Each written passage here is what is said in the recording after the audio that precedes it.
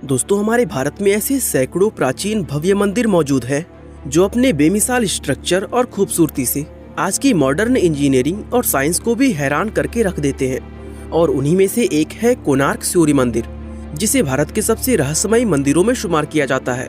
दरअसल इस मंदिर से जुड़े ऐसे कई रहस्य हैं जिनके जवाबों की खोज अभी भी की जा रही है।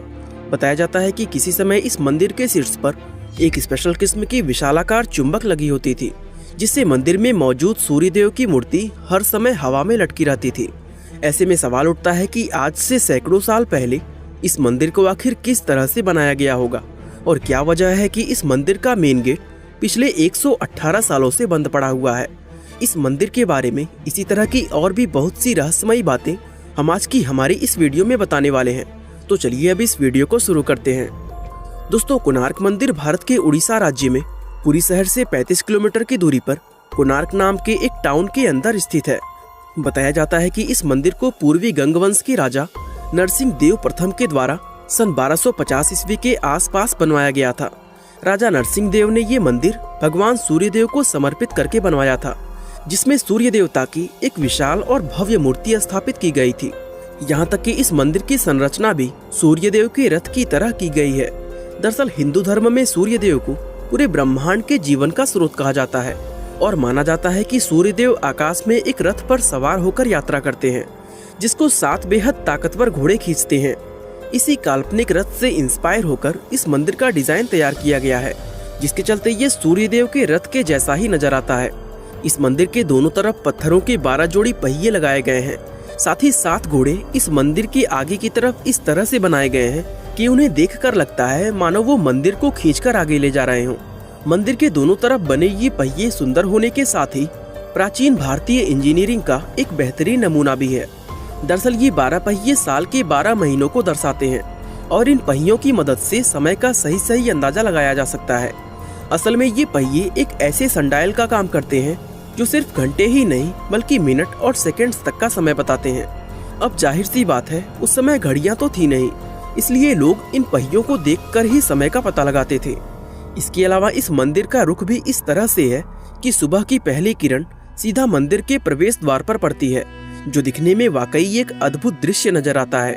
इस मंदिर की दीवारों पर नक्काशी और मूर्तिकला का भी बेहतरीन काम देखने को मिलता है और यहाँ बनाए गए हर एक स्कल्पचर का अपना एक अलग मीनिंग है। जैसे इस स्कल्पचर को ही देख लीजिए, जिसमें ऊपर की तरफ शेर, उसके नीचे हाथी और उनके नीचे इंसान दबा हुआ नजर आ रहा है। एक्सपर्ट्स बताते हैं कि इस स्कल्पचर में शेर इंसान के अहंकार को दर्शाता है और हाथी इंसान के इमोशन को। तो इस तरह इस मूर्ति का मतलब ये निकल कर आता है कि इंसान अपने झूठे अहंकार की वजह से बनी इमोशंस में कैद होकर जिंदगी भर फंसा रह जाता है।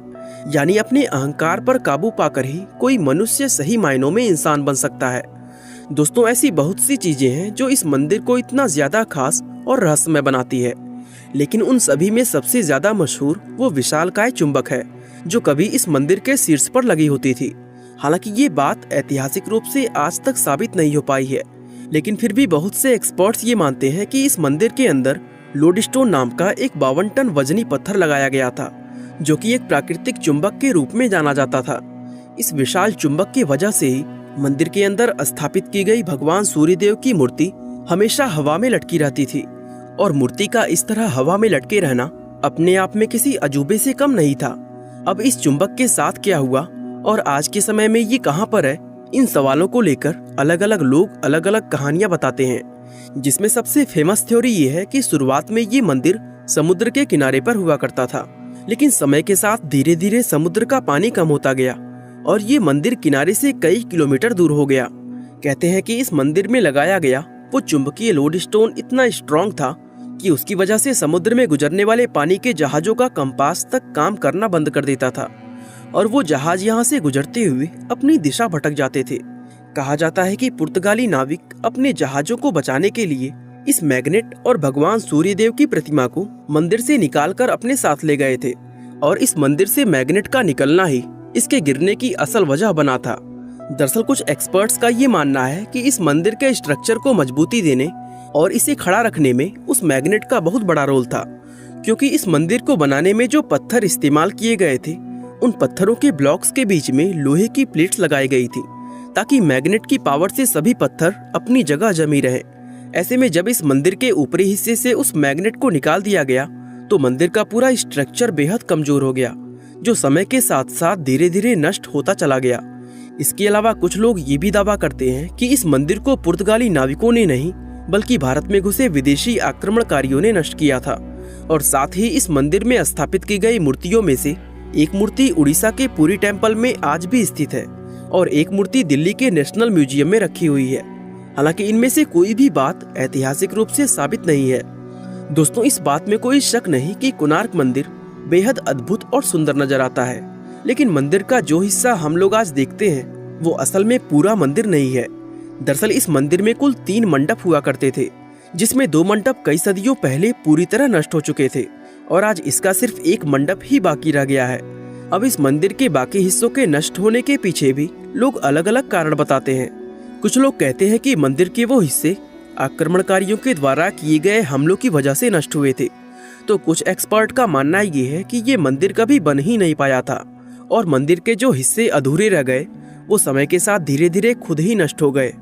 अब इनमें से कही गई कौन सी बात सही है और कौन सी गलत, ये कह पाना मुश्किल है, क्योंकि एक्सपर्ट अभी भी इस मंदिर के नष्ट होने का असल कारण पता लगा रहे हैं। कहते हैं कि आज हमें ये मंदिर जितना ऊंचा नजर आता है, असल में ये उससे कहीं ज्यादा ऊंचा हुआ करता था। यहाँ तक कि समुद्र में सफर करने वाले नाविक इस मंदिर के शिखर को अपने जहाजों से ही देख लिया करते थे। इसके अलावा एक थ्योरी ये भी है कि प्राचीन समय में कोणार्क एक मशहूर व समृद्ध शहर हुआ करता था, लेकिन 16वीं शताब्दी के दौरान जब इस मंदिर से सूर्यदेव की मूर्ति हटा दी गई तब इस मंदिर में पूजा होना पूरी तरह बंद हो गया, जिसके चलते तीर्थ यात्रियों ने भी इस मंदिर में आना बंद कर दिया और देखते ही देखते ये नगर पूरी तरह वीरान होकर जंगल के रूप में बदल गया। फिर कई सदियों बाद जब इस मंदिर को खोजा गया तब इसकी हालत बहुत ज्यादा खराब हो चुकी थी और इसके कई हिस्से पूरी तरह ढहकर नष्ट हो चुके थे। आज के समय की बात करें तो इस मंदिर का सिर्फ एक ही मंडप बाकी रह गया है, जिसको इस मंदिर का प्रधान मंडप माना जाता है। लेकिन हैरानी की बात यह है कि इस मंडप के अंदर जाने के सभी रास्ते आज से 118 साल पहले पूरी तरह सील कर दिए गए थे, जो आज भी उसी तरह बंद पड़े हुए हैं। अब ऐसे में सवाल ये उठता है कि आखिर इतना समय बीत जाने के बाद इस मंदिर का दरवाजा आज तक खोला क्यों नहीं गया। दोस्तों, ये चीज इस मंदिर को और भी ज्यादा रहस्यमय बनाती है और इस दरवाजे के बंद होने को लेकर लोग तरह तरह की अंधविश्वासी बातें भी करते हैं। हालांकि इसको बंद करने के पीछे ये तर्क दिया जाता है कि 19वीं शताब्दी का अंत होते होते इस मंदिर का आखिरी मंडप भी कमजोर होकर गिरने के कगार पर पहुंच गया था और इसको गिरने से बचाने के लिए साल 1903 में उस समय के गवर्नर जॉन वुडबर्न ने इस मंदिर के अंदर रेत भरवाकर इसके सभी दरवाजों को सील करवा दिया था। इसके बाद ना जाने कितनी बार इस मंदिर के मुख्य दरवाजे को खोलने की बात की गई, लेकिन हर बार अलग अलग वजहों से इस दरवाजे के खोलने को टाला जाता रहा। यहाँ तक कि इसी तरह आज 118 साल बीत चुके हैं, लेकिन अभी भी ये दरवाजा उसी तरह बंद पड़ा हुआ है। ऐसे में लोगों के मन में ये सवाल आता है कि क्या इस दरवाजे को सच में मंदिर को गिरने से बचाने के लिए बंद किया गया था या फिर इसके बंद किए जाने के पीछे कोई और भी बड़ा रहस्य छिपा है। खैर, इन सवालों का जवाब हम लोगों को तभी मिलेगा जब इस दरवाजे को खोला जाएगा। बाकी दोस्तों, आज के लिए बस इतना ही। वीडियो अच्छा लगा तो लाइक, शेयर और चैनल को सब्सक्राइब करना बिल्कुल ना भूलें।